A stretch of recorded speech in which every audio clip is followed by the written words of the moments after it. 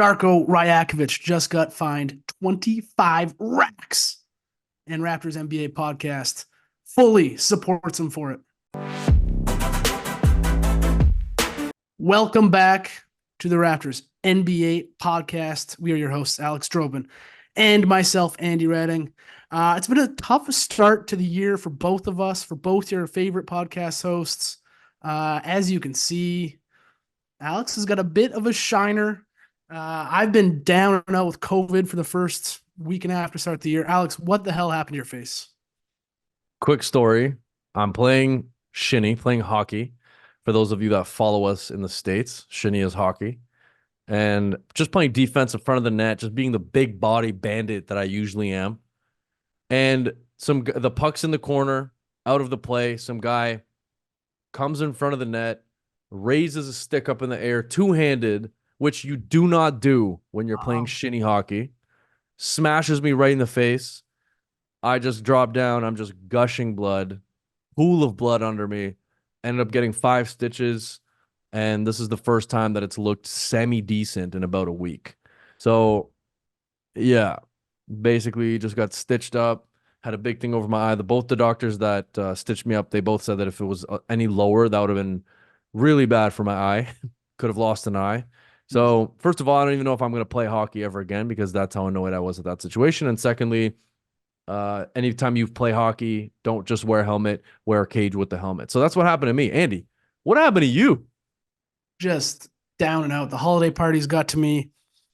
Had some COVID. I was just in bed for a week and a half straight. In bed, but not sleeping. It was bad. It was terrible.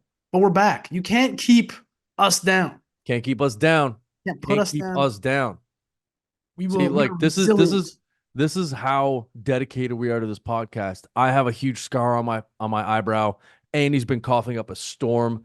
He had to call in sick to work, but we're still here to bring that content, baby. They call us the content kings. Okay. All right. It's a rough start to the year for us, and a rough start to the year for your Toronto Raptors. Coming down just like a half hour ago, Darko Rajakovic fined $25,000 for his rant. Worth it? Do you think that's fair? What are our thoughts on this fine? Absolutely worth it. I think it sent a really good message to the Raptors and like to the team, just saying that, the coach has your back. And there's been a ton of positive feedback from around the league, from actual players, telling their players that here, hold on. I want to pull up a quote from Devin Booker here. 1 second. Devin Booker quoted, this is an Aaron Rose's Sports Illustrated article. It says, I think you got to love that about your head coach, man, Booker told Dwayne Rankin of AZ Central. I know the players in Toronto respected that. You want a coach that cares that much and is defiantly emotional about winning and losing standards for his team. I didn't watch the game. I don't know what calls he's talking about, but you have to love that from your coach. And I agree with Devin Booker, man. A lot of times, I feel like the Raptors don't get nearly enough respect in the league because maybe we're from Canada, whatever. But I love the fact that Darko came out and he was just yelling. I love how a little bit of that foreign came out. It kind of sounded like my dad when he's angry. He's just like barely making sense a couple of those times. That just that foreign anger. And That's how you know. That's how you know they're really angry when they're just not making. Can't even put 2 words together. He had every right to be. It was. And for the first couple months of his reign in Toronto, I think a lot of fans, myself included, had some questions about him. I didn't really feel like he might be the right guy. But now I'm 100% behind Darko. He stands up for his guys. He ain't scared of LeBron. He's going at the Lakers and the league. His players have to be running through a wall for him right now. And it's funny because I could tell he held his tongue based on what he said about. He's like, I know the other team has all-stars, when I know that he wanted to say one of the greatest players of all time and LeBron, because LeBron gets every call, which I don't even think I disagree with. I think at this point, I think he probably should get most of those calls because he's earned that respect. And a lot of times, like those 50-50 or 60-40 calls, even if they're going the other way, like even if they're leaning the other way, LeBron gets. I think because he's been in the league so long. So I respect the rant. I really appreciate it from Darko. I think the players really appreciated him, and yeah, 25 racks. That shouldn't be that big of an issue for him. That's a And I big bet time. you the players have to cut. I feel like the players have to cover that fine. Do you Or the think? team, or the GM, or the organization. Someone will. Yeah, I don't think he's paying. There's no Not way he's paying. no. The No, only thing he's paying for is the pizza party they're gonna get when they get 3 wins. They're gonna which get that someday. someday. Um, Last night the Raptors lost to the Clippers. The game was close most of the time, honestly. Like the game, it was a good game. And then Yep. they started pulling away. They pulled away in the fourth. Raptors lost 126-120. What are your main takeaways from that game? And honestly, we haven't really talked about the Immanuel Quickley RJ Barrett piece of this. So if we kind of want to include that in this analysis, like what do you think of the game and what do you think of that addition? The game is simple. They second half of a back to back. They just got jobbed by the refs the night before. They were down 2 starters. You're not going to win that game against the Clippers, against the hot Clippers team. That was a great effort, and the guys looked good. They were in the game. They made me believe for a while. The vibes on this team have completely changed from a month ago, 2 weeks ago, even, and that's in large part to, as you said, Immanuel Quickley and RJ Barrett. They're just having fun out there. They're balling. They're given Yeah. different looks. They are escaping from Tom Thibodeau, and they are flourishing. I'm so ecstatic. Can I ask you a question though? Not Yeah. to rain on the parade, What? but are Emmanuel Quickley and RJ Barrett stepping on Scotty Barnes' toes a little bit? You you think this is bad for Scotty Barnes this trade? Is that where you're getting at? A little bit because of what I've seen over the last couple of games. Here's the thing. Emmanuel Quickley could turn out to be the better of the two of RJ Barrett and Emmanuel Quickley. Like, I don't know. They're both really good, but the way IQ is playing right now, it seems like he's on a trajectory to be a great starting point guard, if not an all-star starting point guard in the league. Mm-hmm. RJ's incredible. If he keeps taking it to the rim, keeps putting up shots, he dropped like 36 on the Lakers last night. He had 24. He's good as well. But to me, it seems like both of their positions kind of overlap what Scotty does. I don't know. And I've seen like, look, Scotty Barnes's line last night was 12 points, 7 boards, 6 assists. He was putting up way crazier numbers before they got to the team. Do I think the team is better overall? Probably. But does it slow down Scotty's progression? What do you think? Doesn't it isn't every time a super team form, doesn't someone step on someone's toes? Isn't someone taking shots away from someone else? Don't we do we care about that? Don't we just want a better team overall? Like, I don't know. I'd rather have a better team, but I'm just saying, like, if you look at Scotty's lines, they've been a little bit significantly worse, honestly. It's a good Um, problem to have. but it is a good problem to have because I feel like the team has been gelling really well. Like the Lakers loss, I don't even think we should have lost that game. No. The Raptors were up all game. And then the Clippers are, what is their record? 24-13. I think the Clippers have a chance to win the NBA championship if they stay healthy. Stop. I really do. I really do. And I told you that this was an incredible trade for the Clippers when it happened because James Harden's been balling out of control and all of those guys are playing really well together. Like their lines last night, Paul George, Kawhi Leonard had 29, 29, and then James Harden 14, 11 assists. Like that's where James Harden thrives. But anyways, my point is we lost to two really good teams. But before that, the team was looking really good, So I don't know what to think of this situation. Those were I, good. Those last 2 losses to the LA teams were good losses, though. We watched so many bad losses in the beginning of the season where the team yeah. was out of it. No, no offensive flow whatsoever. Last night they made a shot and they were within 3 or 4 points in the last couple minutes. Like they're in games. They're exciting.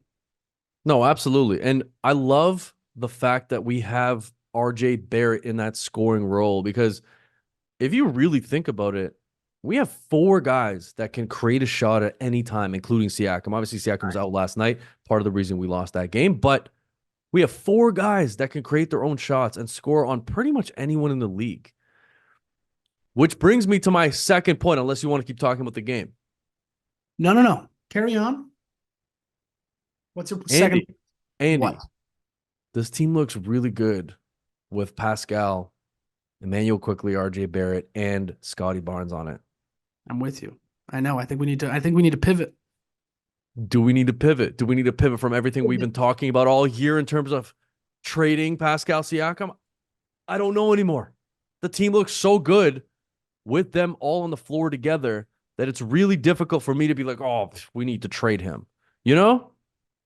The Yeah. only problem is if he walks. If he walks, it's going to be the same situation as Fred VanVleet, which we don't want. So you need to re-sign him as soon as possible and commit to this team for the next few years. They are good. They're a playoff team. This So team. this team right here, I think with that change, I think they are a playoff team because, right before that, um, I loved what they did in that Warriors game. Clearly, the Warriors were outgunned. Draymond's coming back soon, so we'll see what happens with that team. That's a whole other story. But that is probably the best team that the Raptors could be potential trade partners with. I was just looking at Andrew Wiggins and Kuminga, and I was like, would they trade Pascal Siakam for Andrew Wiggins and Jonathan Kuminga? And Possibly. would the Raptors like that trade? I feel like that's two super young guys you can add to the core.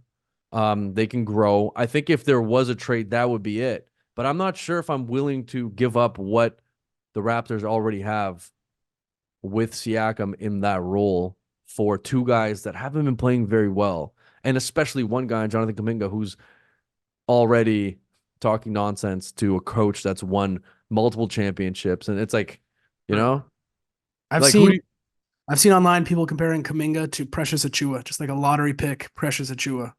And that kind of scares me a little bit. I don't know if I want this like more raw guy. Is he better than what Pascal Siakam could give the Raptors for the next 5 years? Probably not. Like I, I don't know if he what makes about the Raptors that much better. what about Andrew Wiggins? He stinks now. Come on. That's just salary matching. That you are you still high on Wiggins? Yes. Have you I'm still watched hot. have you watched him this year? He's a completely different guy. So this was my point. My point was going to be maybe he just needs a new environment. Think about what just happened with RJ Barrett. Like RJ is playing so much better than he was on the Knicks. Emmanuel Quickley is playing a little bit better than he was on the Knicks as well. If Andrew Wiggins comes home to Canada, let's just stack up the Canadians. Bring SGA over in a few years. Wow. Bring Jamal Murray over in the next few years. Like whatever. My whole point is like maybe he just needs a new environment. Think about how he was playing in Minnesota. It was the exact same thing that was happening to him right now, right? He was stagnant. He wasn't playing very, very hard. He wasn't hitting shots. And then, boom, he comes over to Golden State to a winning situation and he starts hitting shots, playing harder. He becomes an all-star. Like, maybe he just needs a new situation. So what are you I don't know what you're arguing right now. Are you saying they should trade Siakam for Wiggins and Kuminga? Or are you No, this saying is our conversation. I'm saying that, like, if there was a trade, I think that would be the only trade that I would be comfortable with. But I don't even think we should trade Siakam at all anymore. So there's two sides to the coin. I'm just, look, we're just having this discussion. Okay, I are feel like you you, want both sides? I do. It'd be nice to keep Pascal and bring on Andrew Wiggins and Jonathan Kuminga. But let me ask you, if you were to say trade him for those two or keep him, what would you do? I would keep him and sign Gun him. to your head. Gun to your head. Keep him and sign him, but you have to have either you sign him now or you have him promise he's going to sign in the offseason. You can't have him walk for nothing. You cannot have that happen. That if they could have traded Freddie last year and got things back for him, that would have set up the franchise. You can't have that happen again. I don't. You know what? I just made up my mind right now. What? Because of what you said, I don't know if I trust him staying. I think if that trade's on the table, the Raptors have to take that trade. Just because of what you're saying, like I don't think he can he'll be in the position to re-sign right now because as a player, I feel like I've never been a player, I've never played in the league. Obviously, we don't really know anybody who has. But if you really think about that situation, wouldn't it be kind of nice to be in the off season, be a free agent, have all these teams fighting for you, see who gives you the best sort of situation and contract and everything. I feel like he wants to experience that at least once in his career because he hasn't already. And he's probably a little hurt with how the Raptors have treated him. They've kind of neglected him for the last year. There's been some slanderous things in the media about him. Yeah, maybe he does walk. And then we're at fault for that too. Like people like us. No, We've fueled the fire talking about trading him from literally the beginning of the season. I think that was one of your first points when the Raptors started playing poorly. Like trade Pascal. You were on the trade Pascal well, wagon yeah, way before most people and before the trade OG wagon. because I'm scared of him walking for nothing. That's it. Asset management. So there you go. I think I made up my mind. If there's a great trade on the table, would he resign? Would he resign at Golden State? Probably. Would he put them over the top? Like, is that team beating Denver? Is that team beating? And also, that team getting into the playoffs? is he stepping over Draymond Green's toes when he comes back in that position at the three weird 3-4 dribble handoff position that Draymond plays? Possibly. Plus, he's not giving them nearly as much shooting as they need. I don't know, man. These are just good conversations to have. Speaking of stepping on toes, you mentioned Scotty Barnes earlier. Mhm. Some more news out today. Updated All-Star voting. Do you think, I don't think you've looked yet. Do you think Scotty Barnes is in the top 10 vote getters for Eastern Conference front court? I don't think so. No, he's not. He is not in the top 10. Guys like Paolo Banchero and Mikal Bridges are in the top 10 over him. All-star voting leaders. Okay, sorry, keep going. Is this messed up? Is this a bad thing? Are people missing out on Scotty Barnes, or do you think he is not a top 10 front court player? It's just tough because, every time you do this exercise and you actually start looking at who's in the front court in the league, there are a lot of really good players in the league, Is Mikal Bridges better than him, though? No, absolutely not. Banchero's not even better, I don't think. Banchero's playing really well, though. And Orlando, what's Orlando's record? Like, that's the problem, again, like with the Raptors, with the squad here, literally the Raptors are 15-23. Like, what's Orlando? Orlando's playing incredibly well, man. That team has the chance to, I don't know. I think I don't want to say like win the championship. I don't want to be too crazy about it, but I think they have a chance to make a fairly deep run into the playoffs. They're 21-16 right now. Wow, you're calling it. They're going to win 2 rounds in the playoffs, you're saying? I think so, man. Stop. Like Paolo Banchero, we've done this already, but he's averaging 23, 7, and 5. 23, 7, and 5. Playing really good defense. Like Paolo Banchero is a force on both ends. Whereas I think Scotty is a better player than Paolo Banchero. I just think the records don't reflect how good they are. I don't know. What do you think? No, it probably is the record. The record hurts. Americans don't really watch the Raptors either. That hurts. Yeah. You said he was going to be an all-star starter this year, though. Did I say that? Did I say starter? Maybe you didn't say starter. I might be exaggerating. I don't think I said starter. But there's still a chance. There's still a chance. Okay, right now at the front court, Western Conference, LeBron James, number 1, Kevin Durant, Nikola Jokic, Anthony Davis, Kawhi Leonard. I love all those. What do you think? Oh yeah, that's good. No problems there. No qualms. Steph, what are we, is their record's not good enough for Steph to be on there. And then oh wait, sorry, 1 second. All-star voting. Sorry, that was the front court, the guards. Oh, Steph is here. Sorry. Luka Doncic 1, Steph Curry 2, Shai Gilgeous 3. Wow, James Harden 4, Kyrie 5. I think last year, and there's been a lot of talk about this, but last year when James Harden didn't make the All-Star team on Philly, he like dropped off pretty drastically in terms of his production. I wonder if that's going to happen this year. You think he only tries until he makes the All-Star game? I think he'll keep trying if he does make the All-Star team, but I think if he doesn't, it'll throw him off. It'll throw that whole team off. So I feel like there's an effort to bring James Harden to the All-Star game from the Clippers organization because they want him to keep playing hard. Because Paul George and Kawhi Leonard are obviously both making the All-Star team. They've both been disgusting this year. By the way, Andy, side note, did you see LeBron slam on Paul George the other day? Yes. Oh yeah, God, yeah. Year 20. LeBron coming down the lane, slams on Paul George. I swear to God, I like jumped up out of my seat. I was like, oh, don't you love that? Don't you love that? Yes. Yes. Sure. I don't know. I'm not as much of a LeBron stans as you are. LeBron is 39 years old. So I had to double check. For some reason, I was like, is he 38 or 37? But he's 39 years old, coming down the lane, slamming on Paul George. Like, come on. And Paul George is a good defensive player. Year 21. Sorry, I lied. Not year 20. That's crazy, eh? Oldest guy in the league slamming on guys. This is so weird. When I type in LeBron James, it says 39 years old. And the fourth thing that people also ask is, did LeBron James grow up? It's a good question. It's a great question. That's what Google suggests as a search topic. Okay. What else about the Raptors? Uh, okay.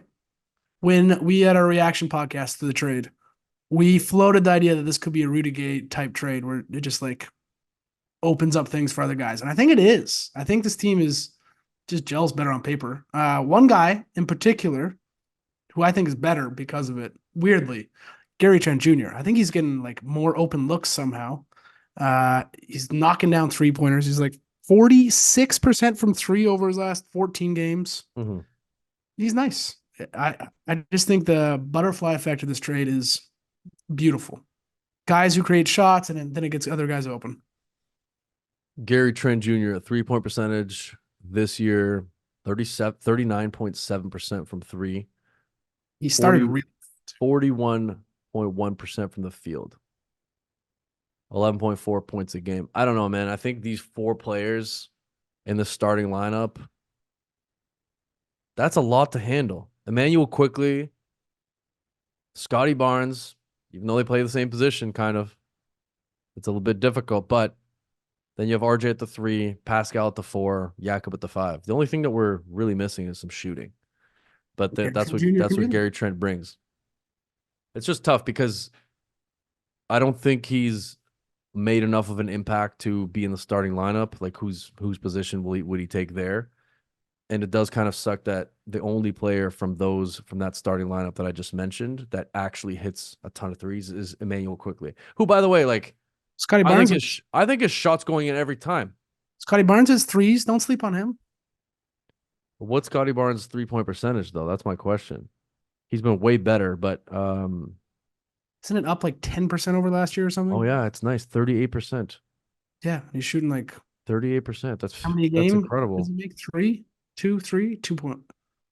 Pascal been shooting a little bit better from the 3 as well, but he over the last like 4 or 5 games. But his percentage is still 30.8. Remember, like 2 weeks ago or last time we chatted, it was in the low 20s. And you make this trade, and now he's getting more open looks. God, I like the gel. I like the gelling. They're gelling. Sign Pascal long term. We're saying they're gelling after 2 losses. How funny is that? They're the greatest. They're the best losses of the year. They were the best loss of the year. I love how aggressive RJ is. I love him talking all that stuff to what's his name? To D'Angelo Russell. They got into it. I feel like he's a bit of a talker. Like I really like when RJ gets aggressive, goes to the rim, talks some shit. I love that. I didn't realize this. He rebounds a lot more than I thought he did with the Knicks. Like he's just getting in there, getting important rebounds down the stretch. He's a dog. The one thing about him that I haven't really liked is the fact that he has to always switch on to big men, and he's like playing big man defense on guys all the time. And that's just because we have one big man. That's the biggest problem. Then RJ plays D on people's 5s and then, gets abused in some cases. Like 2 nights ago, he was playing D on Anthony Davis for a lot of the game. Or when he could be getting switched on them, he gets those big man minutes, which, takes it back to my last point. I think the Raptors need a big. Well, it's because their big is injured right now. I'm saying along with him. We need a second big. Hey, shout out, speak of the devil, shout out Jonte Porter. I had never heard of this guy until last week. He's played like 16 career games. Michael Porter Jr.'s brother. Who knew? And he looks good. He can shoot too. You know, we have this podcast, and I got to be honest, the first time that I looked him up and looked up his entire, I didn't know he was Michael Porter Jr.'s brother. Did not know that. But when I'll send you a video, but because we were sitting so close to the bench last time I went to a game, he was at the end of the bench the entire time, and he was really like really animated when it came to like whatever, anytime somebody hit a shot. And I was like, who the hell is that? How do I not know his name? Like honestly. Like we're big Raptors fans, and he was sitting at the end of the bench. I don't know if he was injured before or something, but yeah, man, he's good. Left-handed, he's big, he's really strong. Like I love what he's been doing out there, but I just don't think he's developed enough in order to make quite big of a difference. You know what I mean? Might be able to be a backup center with Hurdle healthy, maybe playing a few minutes a game. Jonte Porter, 4.2 points per game, 3 assists per game. How many minutes is he averaging? So he's been at 5 games played this year, 12 minutes a game. So there you go. And then Christian Coloco, what's going on with him? Is he I saw him. illness? He was running on the court the other day. He's got like heart problems, but he was running on the court pregame the other day, so he might be back soon. Pirtle ankle will be reevaluated in 2 weeks, but is out indefinitely. So Pirtle's out for a while. Jakob Pirtle, Andy's girlfriend's favorite player of all time. Jakob, if you listen to this, check your DMs. Don't. Don't even look. Don't even look. Okay, I think we've like hit a lot of the Raptors here. Yeah. You watch any other NBA games recently? Any other teams pique your interest? I've watched every NBA game. Me too. I've just been sick of just watching ball. Yeah, I'm actually kind of getting sick of the NBA, if I'm honest. No, but I just want to talk about one non-Raptors related thing. You can tell me what you think too. The Phoenix Suns, man, not playing very well, and I have the reason for it. Tell me, what's the prescription, doctor? I think it's pretty simple, and we've talked about this in one of our first pods after this trade happened. I don't think people remember that Chris Paul was literally running this team last year. Like, how come nobody's talked about this? The fact that Chris Paul isn't on the Suns is the reason the Suns suck right now. And they're not going to make it anywhere. They're not going to go deep in the playoffs. They're not going to win the finals. They had a guy who was running the team, getting everybody open shots, like really calming things down over the last couple of years. And we also forget that they were shit before Chris Paul got there. Devin Booker didn't do anything before Chris Paul got there. He got there. They became significantly better, added KD, and then for some reason, somebody on that management team thought it was a good idea to get rid of Chris Paul. I think that's so silly. Well, they wanted Beal, right? They thought they could get more scoring with Beal, and they had to ship out a big contract. But why do you want Beal, a guy who needs the ball? He's not really a facilitator. But yeah, that's dumb. That's too many guys who are shoot first when you had one of the greatest passers of all time in there. And all this stuff is coming out about them literally saying that the team's not gelling, everyone's mad at each other. You know, nobody actually knows what's going on, but it's like right now they're 19 and 18. The guys are playing well. Kevin Durant's still averaging 30 points a game, 29.6 points per game. Devin Booker's averaging 7.8 assists, but it's like they don't have a real point guard, it seems like. No. Like who's the point guard on their team? So it's like it's literally Devin Booker running point. Grayson Allen's a shooting guard, so he's not really a point guard. Who else? Like literally, if you go through their roster, Bradley Beal, Eric Gordon, Grayson Allen, Yusuf Nurkic, obviously Drew Eubanks. Drew Eubanks is like one of my favorite underrated players in the league right now. Josh Okogie, like they don't have a point guard. No, they don't. You know what? I'm literally looking at their roster, and not a single player here has point guard beside their name, man. Theo Maladon. But he doesn't play. That's it. So, anyways, I don't know. I just wanted to throw that out there. It just sucks because I feel like KD's last like few really good years are being wasted, and I don't like it. You know, it kind of Absolutely. upsets me thinking about KD just wasting those last like 2, 3 years of extremely high level basketball. And I think Devin Booker is such a competitive player that he's probably getting pissed off about this situation. And then Bradley Beal, like buddy, you know, He's you a had that viral moment where you were talking to the high school kids about how much money you make and how anytime any of them are going to make it into the league, they have to battle him for a spot. I know he's injured, but like he needs to get on the court a little bit. he's I don't been know. when he's on the court, he's invisible for the Suns. He's not a difference maker for them. I'm out on Beal. He's not the I'm real deal, Bradley Beal. I'm out on Beal as well.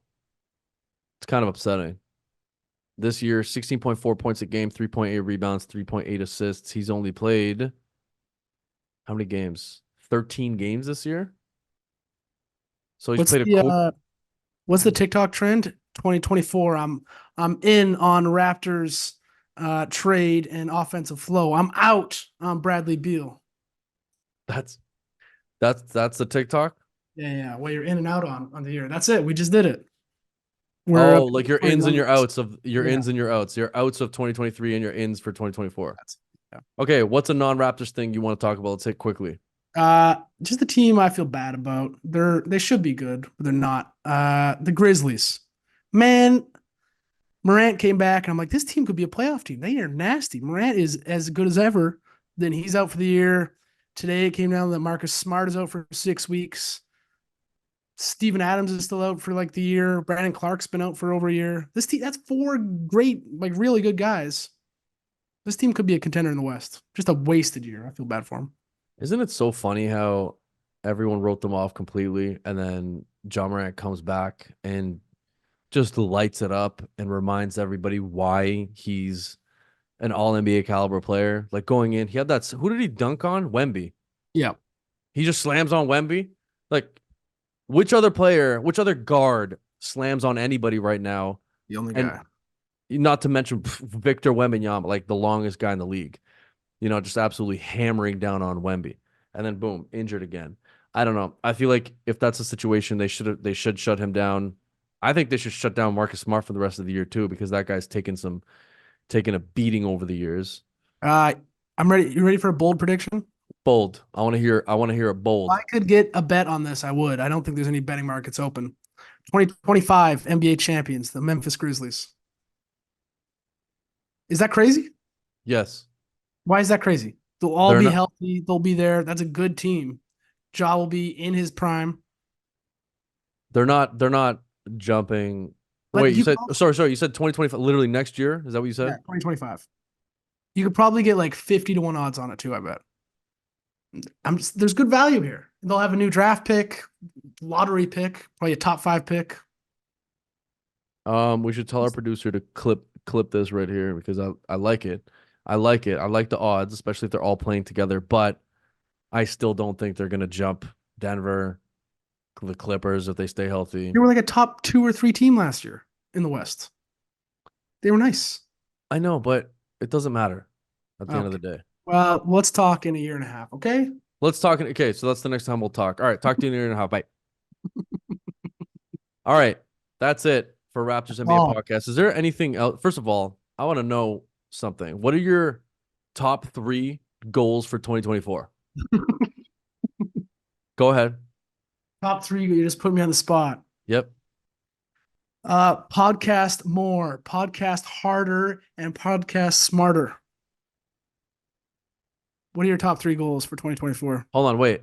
So it's actually funny. I'm asking you this for a reason because there's a bunch of research that has been done that basically says that anybody who has 30 seconds to write down their top 3 goals uh would write down the exact same thing as if they had 60 to 90 minutes. So I should have probably done this differently. I should have given you literally 30 seconds and had you write something down. Think about it? Yeah. But yeah, people come out with the exact same answers at the end of 30 or sorry, at the end of 60 to 90 minutes as they do in 30 seconds. But like for real, I actually want to know. Can you just tell me what are your top 3 goals this year? I want to improve my golf game by at least 5 strokes. That's your first goal. That's one of my goals. That's your number That's one goal. it's one of my 3 goals. Okay, golf game. Two. Mm, get in better shape. Okay. 3. I don't know a third one. This is tough. Financial goal, house goal, yeah, like content goal, like work You related tell me your goal. 3 goals. Number one goal is to get into the best shape I've ever been in. Oh, Oh, Andy, mhm. double digits, 75 hard. Today's day 10 of 75 hard for me. Wow, you're Day 10, baby. pretty much Let's done. go. I feel so good, man. I feel You look good. incredible. Aside from your I think face, the you look one thing, except for this dumbass thing, the number one thing that's been helping me over this entire 10-day period is the 1 gallon of water per day. Honestly, I just have to say it. You have to work out twice a day, once for 45 minutes indoors, once for 45-minute outdoors, 10 pages of a nonfiction book per day, stick to a healthy diet, and then drink a gallon of water per day, which is 3.8 liters. And I have to say that's been a game changer. why? Does It's it make just you you just stress? feel healthier. Like you don't realize how little water you drink until you start like tracking your water. True. So if anyone's out there listening, I highly suggest drinking significantly more water. And everybody says that, but like just try to track it. Um, so yeah, my top 3 goals. That's the first one. So get into the best physical shape I've ever been in. You know, to a shape where you could just like see the abs a little bit more. Like high school Alex. Yeah, 100%. Then number 2, actually just a little bit more beefy than high school Alex because I was skinny. Number 2, financial goal.